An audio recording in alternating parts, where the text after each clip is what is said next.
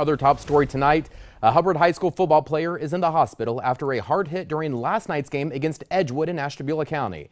27 First News reporter Derek Lewis got more details from people at the game. Derek, it sounds like it's going to be a long road for recovery for this teenager. Matt, we've been told Devin Howe is still in the ICU tonight. Now, he was taken to a Cleveland hospital for surgery because of a brain injury during the game. Tonight, his family and friends are hoping for a speedy recovery. A Hubbard High School football player is in the ICU tonight. Junior Devin Howe was hit hard during a play in last night's football game against Edgewood. Moments later, Howe collapsed on the sideline, and that's when medics realized he had a head injury. Howe was flown to Cleveland Metro for surgery. Devin's brother, Greg, posted this on Facebook.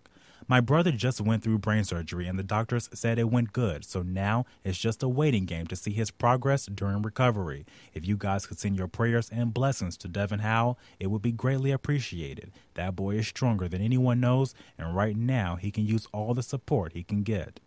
Head injuries in football games are all too common. In the U.S., athletes suffer from about 300,000 concussions every year. An expert with the National Operating Committee on Standards for Athletic Equipment says it could be time to look at a different approach to the game. The most important thing is to change the way you play the game. And I'm not talking about a radical change, but we're talking about playing a game where you don't use the head as a primary point of contact, where you don't intentionally batter or ram an opponent or try to use your helmet and head as a weapon. For Devin, even though surgery was successful, the community is coming together to show their support for the journey ahead.